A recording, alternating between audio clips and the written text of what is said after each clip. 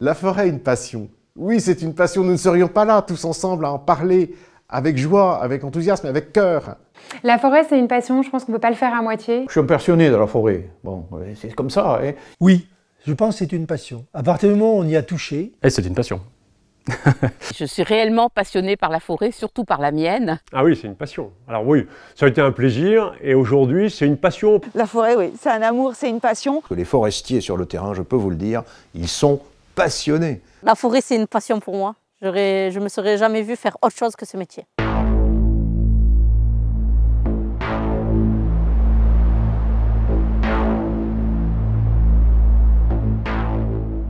En abordant cette investigation dans le monde forestier, je voulais comprendre les raisons du tapage médiatique hostile dont il était la cible.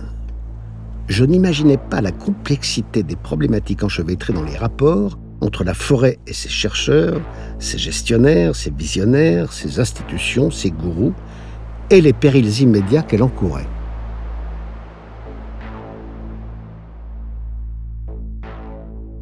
Et par-dessus tout, cette communication émotionnelle et violente venant de ceux, je l'apprendrai plus tard, qui la connaissaient le moins. J'attendais comme beaucoup la version des chercheurs, des experts et des forestiers eux-mêmes, personnages aussi secrets de loin que passionnés de près. J'avais lu les publications de tous bords, visionné les films en ligne, techniques et politiques pour les uns, caricaturaux et misérabilistes pour d'autres. Quand les branches se querellent, les racines s'embrassent, nous rappelle un vieux proverbe africain. La forêt nous montrerait-elle la voie de la paix ?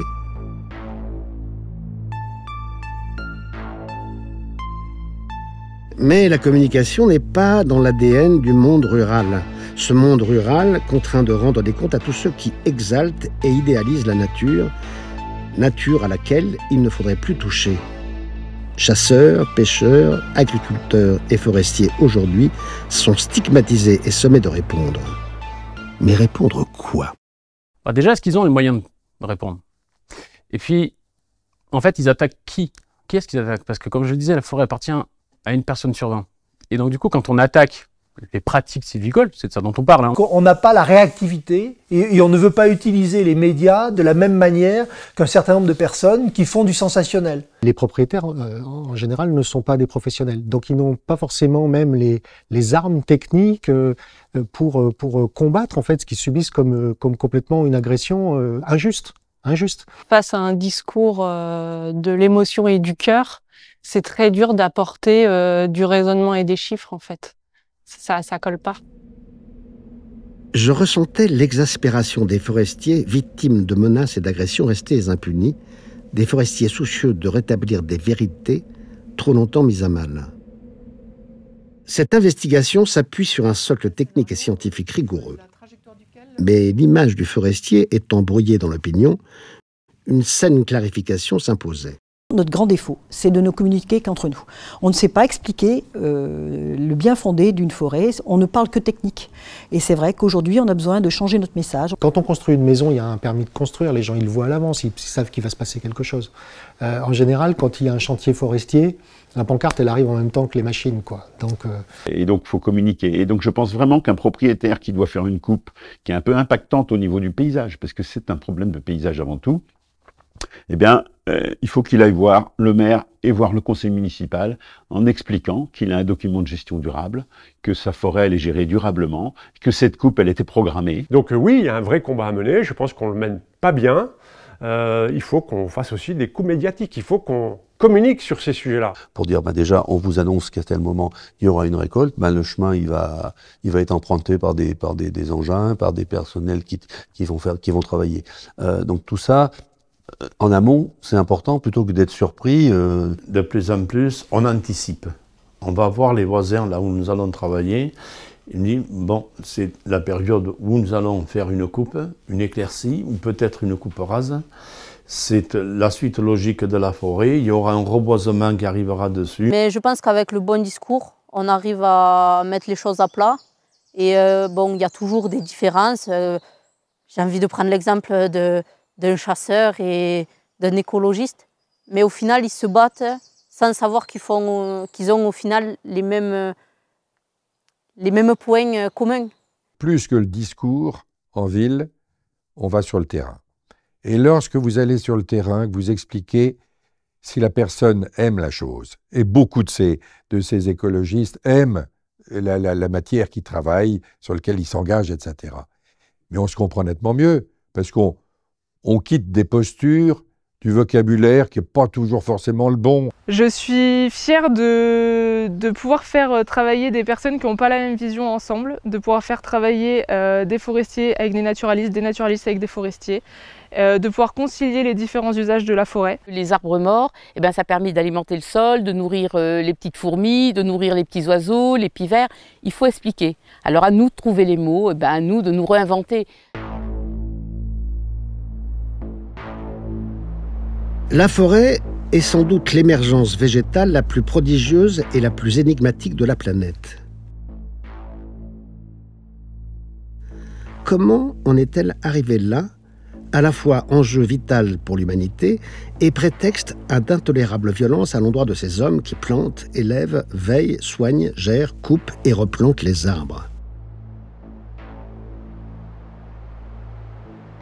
C'est monstrueux. Et moi-même, j'ai été, je ne veux pas dire attaqué personnellement, mais les pneus de ma voiture s'en souviennent. J'en suis à 6 fois de changement de mes pneus parce que je suis assimilé comme étant un forestier. Et ces jeunes aujourd'hui qui peuvent avoir des positions très extrêmes aujourd'hui, évidemment violentes et qu'on ne peut pas ni accepter ni valider, surtout quand elles ont des conséquences gravissimes, qu'elles soient humaines ou même matérielles ou techniques, et d'une violence rare.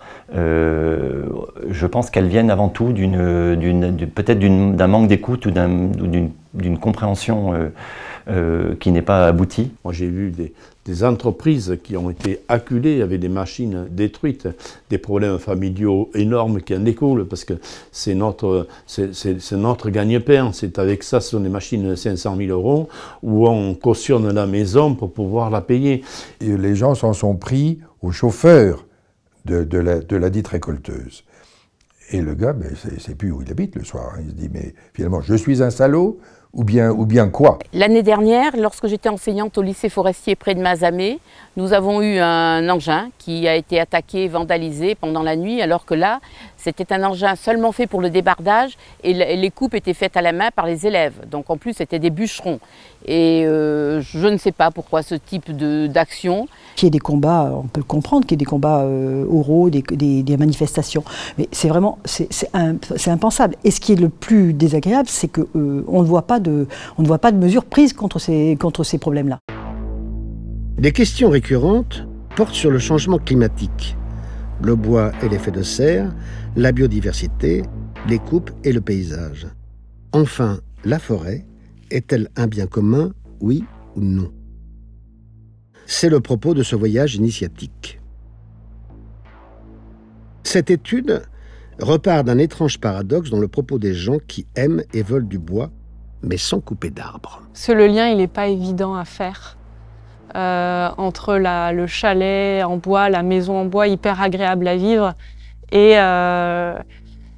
le chantier forestier où on voit une grume à terre, un paysage qui se transforme, du bruit, de la mécanisation. Voilà, on passe d'un univers hyper agréable, hyper chaleureux à la prise de conscience que, eh ben oui, ça se récolte, il faut que l'arbre tombe. C'est les mêmes qui nous critiquent quand on fait tomber un arbre, mais qui recommandent la maison en bois. Et ça, je pense qu'à partir du moment où on est coupé du monde rural, voilà, on n'a plus ces perceptions des réalités. Et on voit juste la carte postale de la forêt.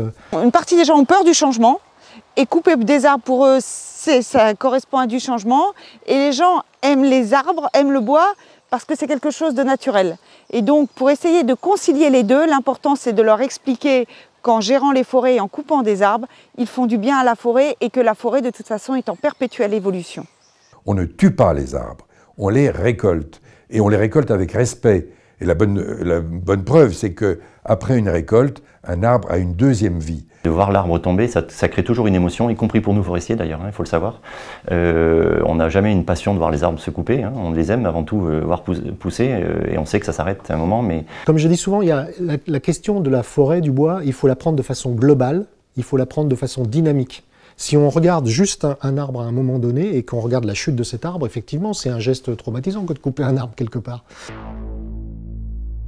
L'arbre est un athlète de haut niveau d'une extrême complexité, capable de prodiges, capable de communication intelligente avec son environnement aérien et ses réseaux souterrains, cet Internet de la forêt. Mais l'athlète est devenu dépendant. Dépendant d'un coach innovant et déterminé, capable, lui, d'anticipation face au redoutable effet de serre consécutif aux émissions excessives de CO2.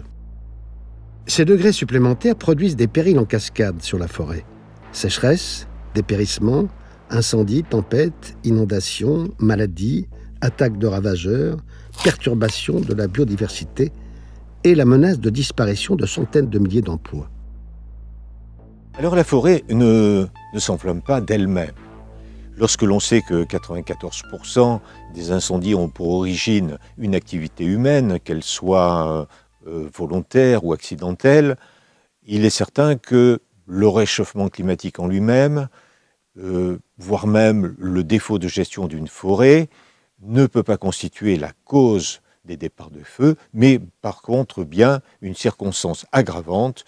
Et en fait, la forêt est arrivée en ville, ou c'est plutôt la ville qui est arrivée en forêt, et qui constitue par elle-même un risque. D'autre part, des obligations de débroussaillage qui ne sont pas nécessairement respectées à l'heure actuelle, car ces normes existent bien, mais des défaillances sont bien connues. J'ai eu l'occasion de constater tous les ans quelques foyers éteints de campeurs, certainement, qui ont entendu soit organiser un repas sur le terrain, mais encourant de très gros risques pour tout le massif forestier. Tous nos amis écologistes qui défendent notre nature de manière pied à pied, souvent avec juste raison, sont souvent absents de nos côtés lorsqu'il y a des incendies de forêt. Et ça, j'avoue que je comprends mal. Et il m'est arrivé de dire, à un certain moment, notamment lorsqu'il y avait beaucoup de débats autour de la centrale à biomasse de Gardanne, je leur ai dit à plusieurs reprises, mais est-ce que vous préférez voir sortir la fumée de la cheminée de l'usine centrale de biomasse à Gardanne, ou bien de nos massifs? La forêt millénaire renouvelée depuis toujours en a vu d'autres, mais cette fois-ci, elle est prise de vitesse par la brutalité du phénomène. Première victime de ces périls, elle est paradoxalement la mieux placée pour les combattre. Je réalise alors que la forêt oblige à penser loin devant, plus loin que le bout du nez, plus loin que le doigt du sage. On pense long terme avec des prises de risque de joueurs de poker. Pour sa survie, elle invite instamment à privilégier un regard neuronique distancié à un regard affectif immédiat. Regarder mourir sa forêt, celle de ses parents, ou la gérer pour les générations d'après? Question incongrue pour le forestier. On le sait très bien qu'au fond de soi, on monte quelque chose, on met quelque chose en place, mais qu'on ne verra pas la récolte de ce qui est fait. Peu importe, je crois que l'important pour moi, c'est vraiment de commencer quelque chose qui m'anime, que je puisse y mettre ce que j'ai de meilleur en moi, que je puisse transmettre ça. J'ai toujours reconstruit la forêt. Et on parle toujours de celui qui la bat, par les éclaircies, par des coupes, et on ne parle jamais de celui qui la reconstruit. C'est comme nous, arrive un moment où c'est fini. Eh bien un arbre, il arrive un moment où c'est fini, donc il faut le couper. Et si on ne coupe pas un arbre qui est mûr, il dépérit. Arrivé à un certain âge, il dépérit. L'arbre, c'est comme l'épi de blé, je veux dire, à un moment donné, il pousse, il grandit, il est en pleine croissance, et puis il dépérit. Le pin d'Alep, son cycle de vie, c'est à peu près 80 ans. Donc on sait très bien qu'un pin qui est arrivé à 60, 70 ans, il faut peut-être qu'il laisse la place aux autres. On accepte qu'on coupe un champ de blé, on accepte qu'on coupe de la luzerne, on accepte qu'on tue des animaux quand ils sont devenus, mais on n'accepte pas qu'on touche un arbre. L'arbre, ça doit toucher à quelque chose de très personnel auprès des gens et que du coup, c'est mal compris. Ou alors on est complètement idiot. Mais lorsqu'on récolte des arbres, en général, on se préoccupe de savoir ce qu'il va y avoir derrière. les gens, ils cultivent bien leur jardin, il faut entretenir le jardin pour que ça puisse pousser. Parce que ce que nous faisons au niveau économique, nous ne le faisons pas que pour nous. Ça crée des emplois, énormément d'emplois. N'oubliez pas que l'activité bois des Landes de Gascogne, cette activité est aussi importante, sinon plus que les vins de Bordeaux. L'exploitation forestière, elle est raisonnée d'une manière générale. Il y a quelques échecs à droite à gauche, il y a des problèmes de paysage, mais d'une manière générale en France, on n'a pas ce problème. Si on dit souvent que couper des arbres, c'est tuer les arbres, et en fait pas du tout, ça donne aussi une seconde vie, il y a aussi toute la transformation du bois derrière, et aussi ça permet à la forêt justement de continuer à grandir et continuer de se développer. Vous laissez une forêt absolument sans y toucher, ça va devenir un milieu qui va devenir infréquentable. La forêt, s'il n'y avait pas d'action humaine, elle serait inhospitalière et probablement impénétrable. Et troisième point, on ne récolte pas de bois dans une forêt qui n'est pas gérée. Expérimentation, observation, innovation, projection, extrapolation. La science, l'empirisme et le passionnel forestier sont ensemble vent debout contre la menace.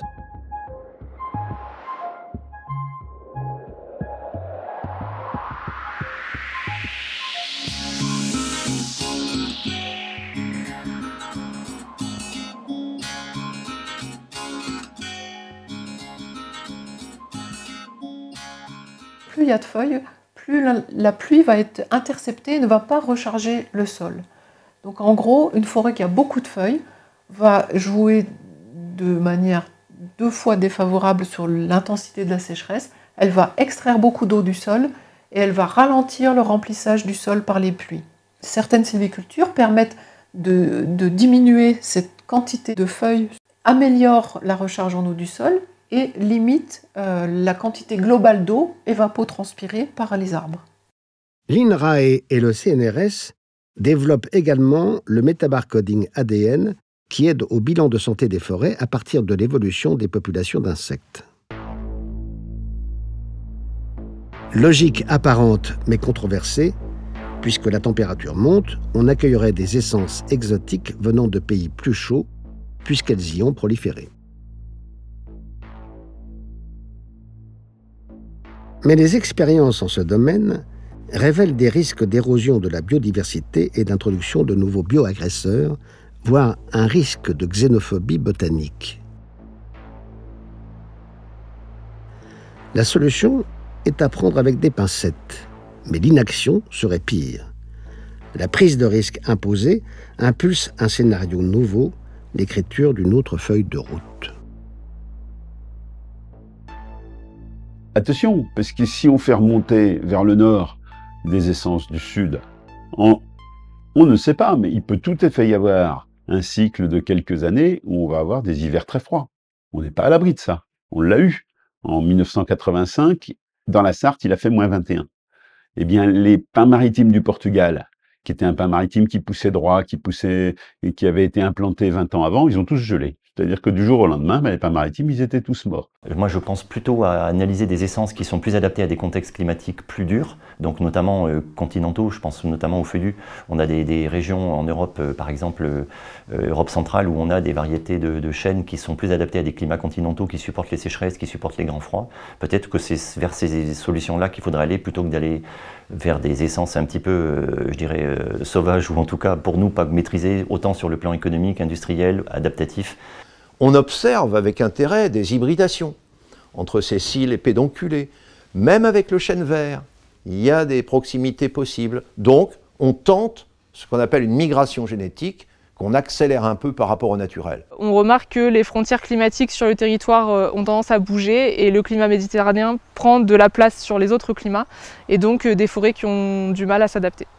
Le sapin pectiné, l'érable sycomore, le tilleul, le sorbier des oiseleurs, tout ça, c'est des essences autochtones qu'on peut encore utiliser. Ici, à ma connaissance, il n'est pas envisagé d'amener des essences de type Douglas, cèdre du Liban, etc.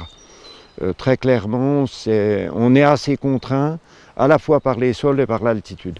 Moi, je pense que rapidement, la nature, elle va nous nous rappeler à l'ordre, en fait. Et qu'une essence qui s'adapte pas ou qui a une conséquence néfaste d'un point de vue de biodiversité, la nature, elle va vite nous le faire savoir. Ici, par exemple, les châtaigniers du côté sud sont tous morts, moins côté nord. Et qu'est-ce qui apparaît à la place? Ça sera du pin sylvestre, ça sera surtout de l'arbousier. L'arbousier, c'est un très beau bois qui est rouge avec des fruits. Et peut-être que écouter aussi la nature, ça peut être un plus. Et on peut faire de la belle grume avec de l'arbousier. Hein. Ça peut nous faire changer de paradigme un peu et de considérer que maintenant, il faut qu'on travaille plus en collectif, que l'expérimental, eh ben, ça fait partie du jeu. Je crois qu'il faut raison garder nos essences vernaculaires, avec des itinéraires sylvicoles adaptés à la région, aux températures, à la pluviométrie. Ne pas sous-estimer les espèces locales, les provenances locales dans le cadre des évolutions climatiques. Il faut y aller avec doigté, avec attention. Et la forêt saura réagir et saura nous rendre au centuple de ce que nous attendons d'elle. Au fond, quel est l'intérêt de gérer la forêt? Pourquoi ne pas la laisser se dépatouiller toute seule? Pourquoi couper des arbres et en faire des produits bois? Le forestier évoque ici le rapport intime entre la filière forêt-bois et le carbone. Les 3 S. Séquestration, stockage, substitution. La forêt pompe et séquestre le CO2 en excès toxique dans l'air. Elle stocke et valorise le carbone dont elle se nourrit et exhale l'oxygène que nous respirons. C'est la photosynthèse. Voilà un partenariat majeur entre l'homme et l'arbre, sa bouteille d'oxygène naturel, échange de respirations alternées. Cette captation du CO2 par les jeunes arbres en croissance augmente rapidement, temporise sur les peuplements matures et décroît avec leur vieillissement. C'est la meilleure raison de renouveler en continu les arbres, mais de manière pensée, sectorielle, raisonnée, différenciée. Ce carbone constitue 50% de la chimie du bois. Et tant que le bois sur pied ou coupé reste bois, ce carbone stocké reste captif sur Terre. Il ne participe en aucun cas au voile de CO2 qui l'étouffe. Cette deuxième vie de l'arbre participe donc activement à la lutte contre l'asphyxie. Quand vous marchez sur les parquets du château de Versailles, vous marchez sur du carbone qui est fixé depuis des siècles et qui ne bouge pas. Donc, effet de fixation dans la durée, beaucoup plus longtemps que si on ne coupe pas l'arbre. Parce qu'un arbre qui vit, qui tombe de sa belle fin de vie, qui se détériore, il va relarguer. S pour substitution n'est pas le moindre de ses bienfaits. Le bois utilisé dans la construction agit à contrario des autres matériaux. Le béton, l'acier, l'aluminium génèrent du CO2 dans leur mise en œuvre. À l'inverse, le bois à la fois stocke ce carbone et court-circuite les émissions toxiques de ses concurrents. De son côté, le bois énergie se substitue au combustible fossile importé en ne restituant que le carbone récemment stocké par lui-même et bientôt reséquestré par la forêt en alerte. Son bilan est donc neutre et la cavale de ce CO2 sera de courte durée. Aujourd'hui, j'ai l'impression qu'on se repose des questions que Cro-Magnon s'était posées bien avant nous, puisque le bois énergie, il l'avait inventé avant tout le monde, le bois construction aussi, et j'ai l'impression qu'on a besoin toujours de réinventer finalement ce qu'on sait depuis des millénaires. Depuis sa forêt de naissance jusqu'à sa transformation, le bois apparaît comme le leader incontestable sur le podium des matériaux phares de la transition écologique. Il est en outre, depuis toujours, un fervent supporter des arts majeurs.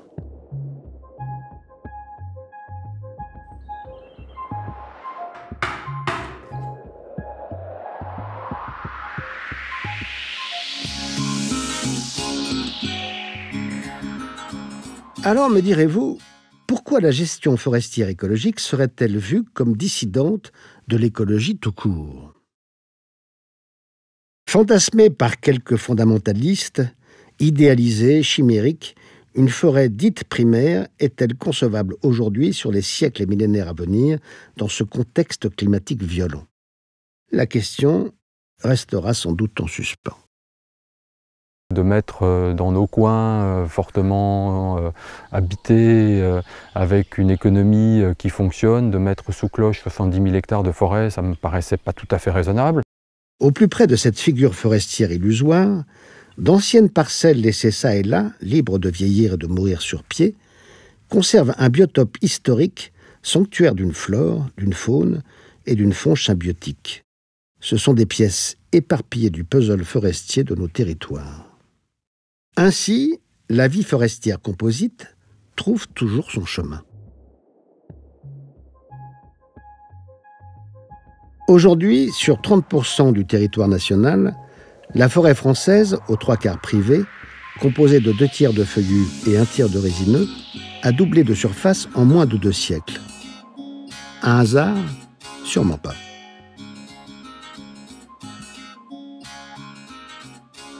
Derrière cette expansion rapide, le forestier et sa gestion sont en première ligne. Sa ligne de conduite? Imitons la nature, hâtons son œuvre.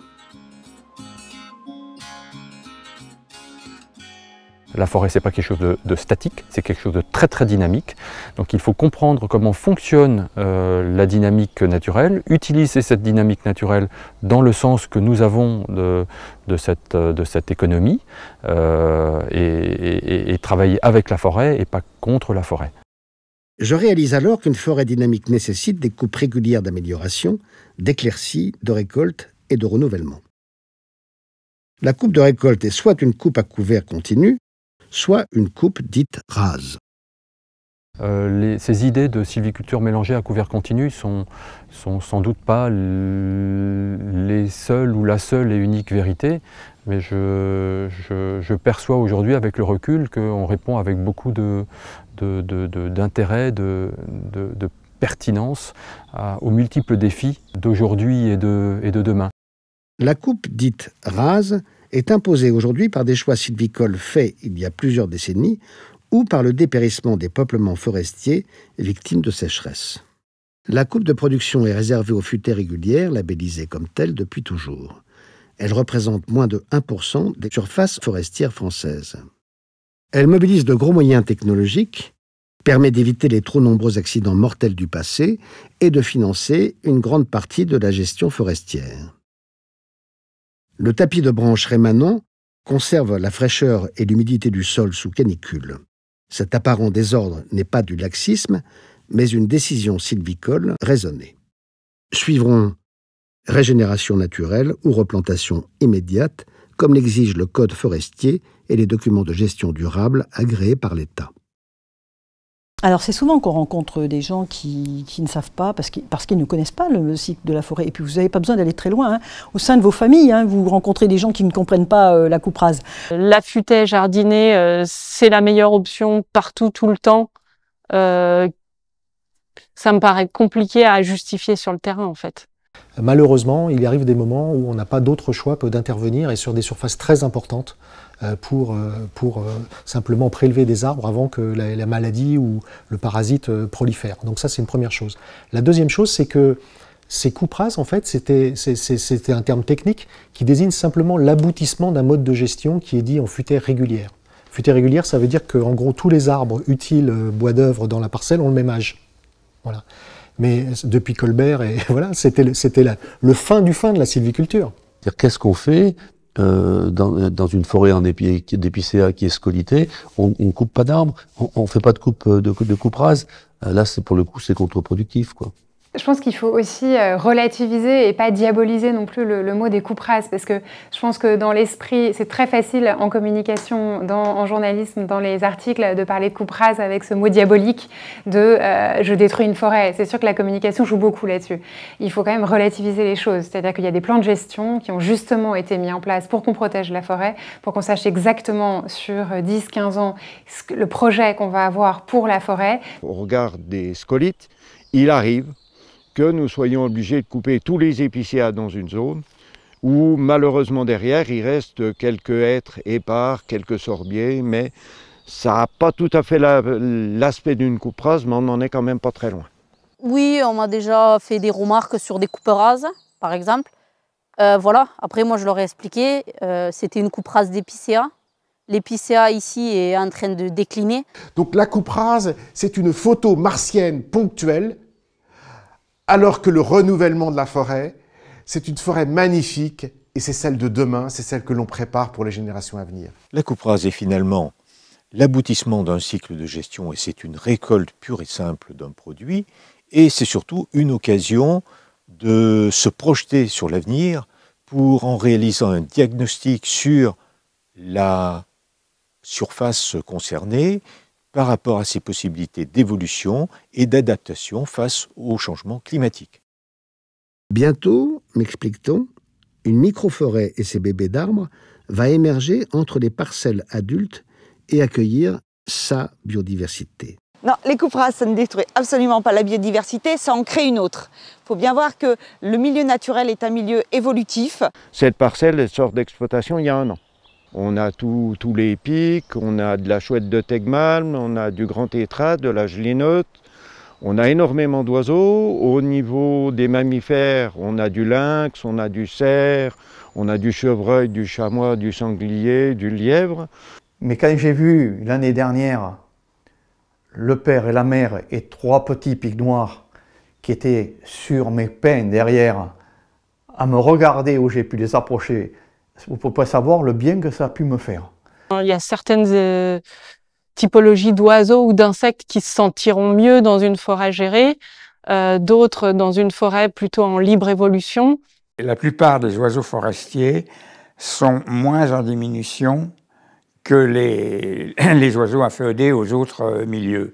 Par exemple, les mésanges sont encore relativement abondantes.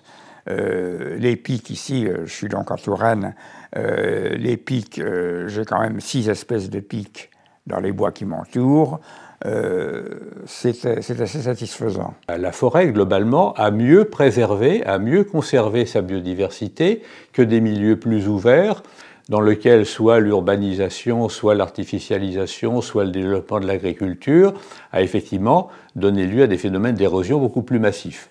Et donc ça veut dire qu'il y a eu un report d'attention vers les milieux forestiers, justement parce qu'ils apparaissaient comme des zones refuges qui conservaient mieux leur biodiversité.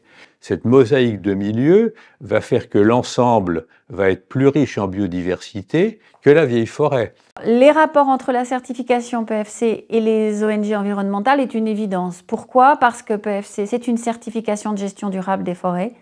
Qui dit certification, dit équilibre entre la fonction économique, la fonction sociétale et la fonction environnementale.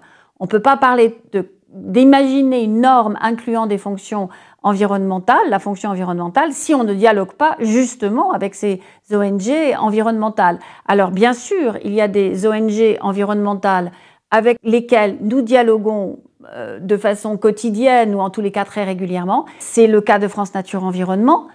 Et il y en a d'autres avec lesquels nous construisons et dialoguons tous les 5 ans quand on remet à plat l'ensemble de notre référentiel de normes, et c'est ce que nous sommes en train de faire en ce moment. Est-ce qu'il y a un écosystème qui est supérieur à un autre? Est-ce qu'un écosystème résineux, il est moins valeureux qu'un écosystème à majorité feuillue? Moi, je fais plus que me poser la question. Je pense que c'est pas pertinent, en fait. Ça dépend de où on est et de territoire. Ensuite, vous avez à l'intérieur de ces écosystèmes, vous avez toute une série d'organismes vivants qui sont des plantes, des arbres, des animaux, etc. Donc c'est déjà une richesse biodiversité. Et ensuite, à l'intérieur de chacune de ces populations, vous avez une diversité génétique. Donc c'est tous ces aspects-là qu'il s'agit d'intégrer quand on parle de biodiversité. J'ai fait une coupe rase. Et là, je vois arriver la ronce, le genêt, la molinie, et l'année d'après, c'est fleuri, c'est jaune, c'est magnifique, c'est plein d'abeilles qui butinent. Ah, il n'y avait pas ça avant, hein, parce que la graine du genêt, c'est une légumineuse, elle a un pouvoir de dormance de 80 ans, et donc dès qu'on met le sol en lumière et qu'on réchauffe le sol, plout, elle sort. C'est là qu'on se rend compte que c'est des supports de vie incroyables. Il y a tout un cortège d'insectes. Quels que soient les supports qu'on regarde, il y a toujours du monde. En se baladant au sein de cette coupe rase, on se rend compte qu'il y a une diversité floristique et faunistique absolument incroyable. Et il suffit pour s'en convaincre de se laisser aller et d'observer. Et on se rend compte que sur la flore, on a à peu près toutes les strates qui sont présentes, de la strate herbacée, arbustive et arborescente. On a également des bois morts qui vont accueillir tout un cortège d'insectes, et notamment les fameux insectes xylophages qui vont consommer le bois. Et on regarde aussi énormément de fleurs. Il y a de la digitale, il y a de la sauge des bois, donc, qui sont des espèces sur lesquelles on va trouver des abeilles, des bourdons, des espèces mellifères. Enfin bref, c'est un poumon de vie, c'est une source de vie, de régénération évidente. Il suffit encore une fois de plus de regarder autour de nous pour s'en convaincre. Parce qu'effectivement, quand la vieille forêt elle est plus sombre, elle va attirer des espèces spécialistes comme les pics et autres qui ont besoin de cavités, certaines chauves-souris et autres. Par contre, les milieux ouverts liés à la coupe rase vont faire que le soleil va arriver, ce qui veut dire que les plantes qui aiment le soleil vont se mettre éventuellement à reboucler un cycle végétatif, que les zones où il y a eu du brûlis vont favoriser parfois le redémarrage des digitales et autres, et puis que certains oiseaux qui nichent au sol et qui ne peuvent plus nicher au sol dans les milieux ouverts agricoles pour des raisons qu'on connaît, vont être très contents, comme les engoulevents par exemple, de trouver de quoi nicher au sol. En cycle ininterrompu, les coupes permettent enfin le remplacement des essences en péril. Ainsi, au beau milieu de forêts plus anciennes, ces parcelles forestières en patchwork s'élèvent-elles jeunes, fraîches, vertes, dynamiques, pleines de vie. Malgré la meilleure volonté du forestier, le volume des récoltes ne répond pas à la demande française de bois, demande qui creuse un déficit annuel abyssal de 8 milliards d'euros. Préfère-t-on toujours plus de bois issus de forêts hors de notre vue, mais au prix d'une déforestation lointaine et criminelle? Le forestier de France est catégorique. Sa forêt peut donner bien davantage. Tous les ans, en France, par exemple, pour fixer les idées, 100 millions de mètres cubes de bois supplémentaires sont produits. Tous les arbres en place, là, pouf, pouf, pouf, ils grossissent un petit peu, et ça représente 100 millions de mètres cubes de bois supplémentaires. Donc si on prélève moins que ces 100 millions de mètres cubes de bois supplémentaires, en fin d'année, on se retrouve avec encore plus de bois en forêt. Si on compare ce qu'on récolte avec ce que la forêt accumule, on est à moitié.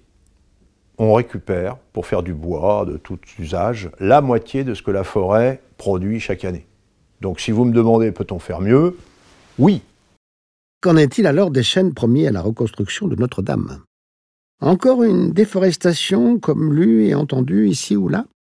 La charpente de Notre-Dame, le lundi soir, on annonçait qu'il fallait raser pratiquement toutes les forêts françaises. Mensonge, mensonge, mensonge, mensonge, mensonge. Alors, pour ce qui concerne de la déforestation des chênes pour Notre-Dame, je pense que c'est même pas un sujet. La forêt française de chênes, c'est une des plus belles ou une des plus grandes forêts de chênes d'Europe.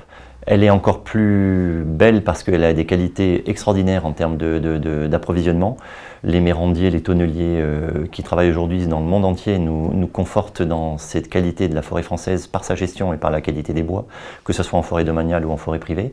Et donc, de ce contexte-là, sachez qu'on a la plus belle réserve de chênes d'Europe, peut-être même du monde. Les forestations intensives d'après-guerre étaient justifiées par l'urgence de la reconstruction du pays. Mais les réajustements sylvicoles ne se font pas d'un claquement de doigts. Un peu de patience. Ces forêts implantées sur des landes abandonnées de grande pauvreté ont ainsi créé localement des bassins de vie et des richesses inattendues. Dans sa surprenante originalité, citons le massif des Landes de Gascogne.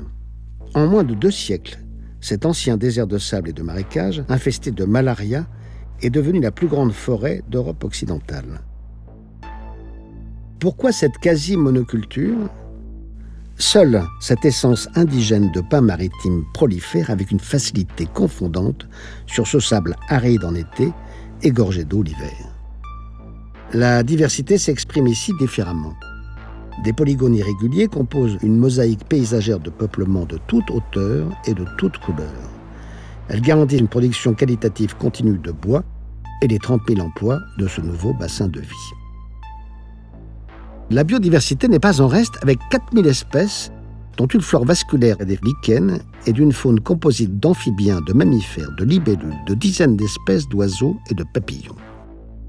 Il est à noter un attachement marqué des habitants pour leur forêt très atypique.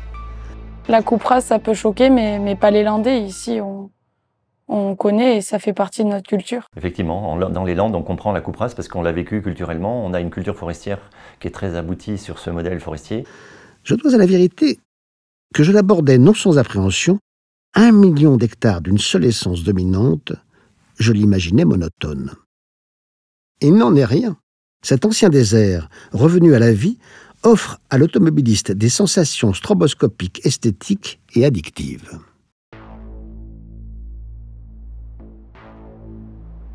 Alors comment peut-on reprocher aux forestiers de récolter les arbres plantés par les parents il y a 50 ou 100 ans et d'en replanter d'autres pour les enfants? Égoïsme à courte vue? En outre, les insectes pourraient bientôt s'en régaler. Le feu ou la tempête pourraient bien tout abattre en quelques heures. Un peu ballot, non? Une affirmation récurrente, 1000 fois lui est entendue. Les forêts sont à tout le monde, c'est un bien commun. Le concept du bien commun remonte à Platon et Aristote, 400 ans avant notre ère, puis au droit romain.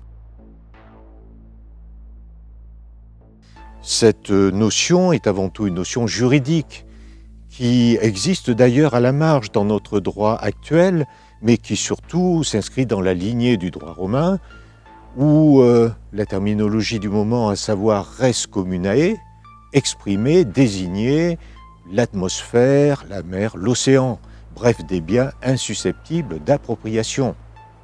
Et ce, à la différence des res publicae, les biens publics, ou res propriae, les biens privés, qui désignaient ainsi la propriété dont la forêt faisait partie intégrante, hier comme aujourd'hui. La Déclaration des droits de l'homme et du citoyen de 1789, article 17, instaure définitivement le droit de propriété toujours en vigueur. La législation est très claire. La forêt privée n'est pas un bien commun, la forêt publique non plus. En revanche, les services écosystémiques rendus par la forêt relèvent, eux, de l'intérêt général. Le bien commun, il est là, et tout le monde tombe d'accord. C'est un bien privé qui rend service à tout le monde. Mais il faut bien qu'ils comprennent, les gens, que quand ils sont dans la forêt, ils sont chez quelqu'un. Quand ils sont dans le privé. Et le domanial, on a toujours laissé les forêts ouvertes, justement, pour que les gens puissent se balader. Mais il y a des règles à respecter, et il faut respecter la forêt surtout. Nous ne pensions jamais que des gens de l'extérieur allaient venir nous critiquer dans tout ce que nous faisions, même pour eux. Puisqu'ils venaient chez nous gratuitement. Qu'est-ce qu'ils veulent? Ils veulent qu'on mette des panneaux propriété privée partout? C'est vers ça qu'ils veulent aller? S'ils veulent aller vers ça, il faut nous le dire. On fait même des parcours de randonnée. Il y a des grands groupes sportifs qui ont préparé des itinéraires de randonnée sans que les propriétaires soient au courant. Ils se mettent d'accord avec les collectivités et à la fin, le propriétaire n'est pas au courant qu'il a un chemin de randonnée qui passe sur son territoire. Donc cette tolérance a une certaine limite. Il ne faudrait pas qu'on arrive un jour à ce que la forêt se ferme et se clôture. Le forestier, on est dans le partage, on cherche à partager et justement à expliquer notre passion et la partager avec tout le monde. Alors c'est un bien commun. Moi je trouve que c'est beau que les gens veuillent s'approprier les fonctions de la forêt. Cette multifonction, effectivement, elle est vraiment au goût du jour aujourd'hui. On le voit, hein, l'arbre est devenu un emblème sociétal, un emblème politique, un emblème du climat, un emblème de la protection de la biodiversité, un emblème du carbone. Le paysage est un bien commun, mais ma maison m'appartient. La forêt, c'est pareil. Il y a un propriétaire, et comme c'est un bien d'intérêt général, eh bien, il travaille au profit de tous, mais il en reste, à mon avis, propriétaire. Donc le terme de bien commun est inapproprié. Non, la forêt, ce n'est pas un bien commun. La forêt, c'est un bien qui appartient à des propriétaires, qu'ils soient privés ou publics, qui en assument la responsabilité et la charge. Donc la forêt est un bien commun peut-être dans notre imaginaire, ce qui est plutôt sympathique.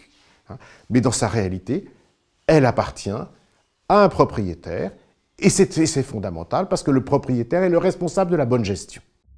Nous profitons tous directement de ces services inestimables. La forêt rafraîchit, pompe le carbone, donne l'oxygène et le bois, elle filtre l'eau, elle stabilise les sols, elle offre des espaces de loisirs et de bien-être à nul autre pareil. Des services gratuits pour tout le monde, mais coûteux et risqués pour le forestier. Forestier, c'est une activité super risquée. C'est pas une activité à risque, c'est une activité d'investissement fou. On investit pendant 120 ans. Le choix que je fais aujourd'hui, c'est le bon, zéro risque, on y va. Des tempêtes à tout va, des maladies, des machins, eh ben on est suffisamment fou pour le faire quand même. Mais je pense que le forestier, il a le goût du risque. Sinon, il ferait autre chose. Oui, vraiment, on est dans l'inconnu en permanence. Quand on plante, on se demande, il faut toujours, bien sûr, le terrain est prêt, bien sûr, la période est propice, mais il nous faut aussi la pluie pour l'arrosage naturel. Hein. Après, il nous faut du soleil, il nous faut des conditions, et on n'est jamais sûr du résultat. Ce forestier, il est sympa, non? On entre sans autorisation dans sa forêt ouverte, on lui vole ses champignons, ses châtaignes, ses murs sauvages. Mieux, en cas d'accident à pied, à vélo, à cheval, l'intrus est couvert par son assurance. Mais il ne faut pas pousser. Les forestiers, il faut les remercier. Ils font un métier qui n'est pas facile et qui est absolument indispensable pour notre survie. On laisse tout le monde venir chez nous. Si vous connaissez une profession plus généreuse que la nôtre, qui ne pollue pas, il faudra me le dire, parce que j'ai cherché, j'ai encore jamais trouvé. Donc je pense que c'est un état d'esprit, la forêt. La forêt, c'est on est conscient qu'on apporte du bien-être aux autres. Et donc aujourd'hui, c'est vrai que jusqu'à présent, on n'avait pas tous ces problèmes de dénigrement du forestier. Et je pense que c'est négatif, ce dénigrement, parce qu'il va amener à un certain repli, alors qu'on était dans un système très ouvert.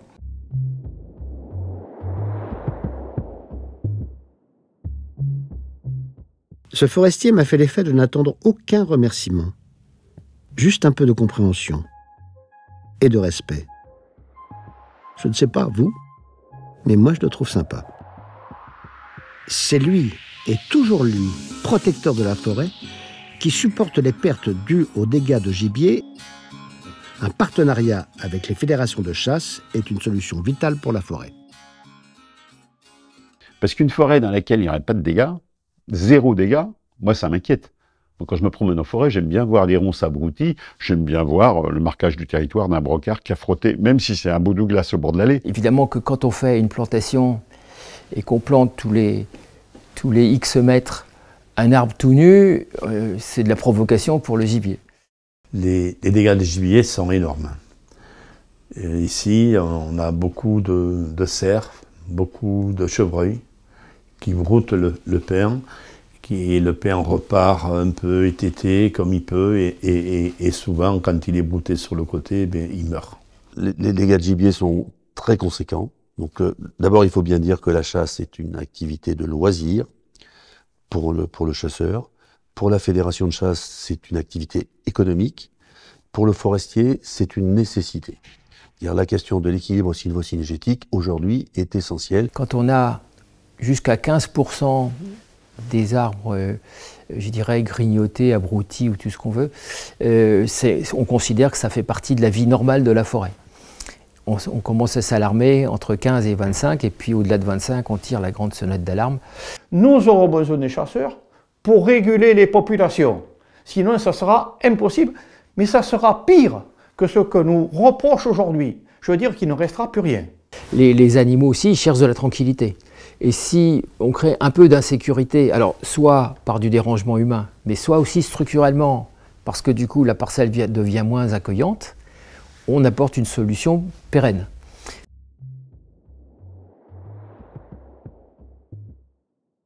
Le forestier a les pieds dans sa forêt, mais aussi les mains, les yeux, la tête et le cœur. Il doit aujourd'hui en sortir pour expliquer son action au monde et répondre à toutes ces personnes extérieures qui ont beaucoup d'idées sur la gestion des biens d'autrui. Il ne se laissera sans doute pas dicter ses choix sylvicoles par les réseaux sociaux. L'histoire a montré, parce que les arbres ils sont passés au travers des glaciations, au travers quand même d'événements assez extrêmes. Hein. On n'aura sûrement pas les mêmes forêts dans le futur. On a quand même des tas de solutions, voilà. On peut dire ça. Moi, ma seule crainte, c'est une question de timing, en fait. Faut pas que, de calendrier, quoi. Il ne faut pas que ça aille trop vite. Mais sinon, oui, on a quand même des solutions. Alors, inspirées par la science, d'une part, mais aussi beaucoup inspirées par la créativité et le bon sens, on va dire, des gens, quoi. Grand climatiseur du monde, la forêt en danger naît, frémit, grandit, montre sa force, offre ses fruits et ses services à l'humanité. Ne pas les prendre serait trahir nos parents, un gaspillage stupide, une négligence coupable. Alors parlons avec le forestier. Il prend le relais du travail des anciens pour le reproduire et le transmettre aux générations futures, avec la valeur ajoutée d'avoir appris de ses observations, de la science, de ses erreurs, de ses échanges, de ses errances. J'invite chacun et chacune à faire taire son ressentiment et oser un pas en forêt, avec sa propre perception, son propre jugement et en tirer ses propres conclusions. Des journées forestières ont lieu partout, en immersion. Rien de tel que d'écouter un forestier dans sa forêt et mesurer l'étendue de son savoir, de sa passion et de son engagement.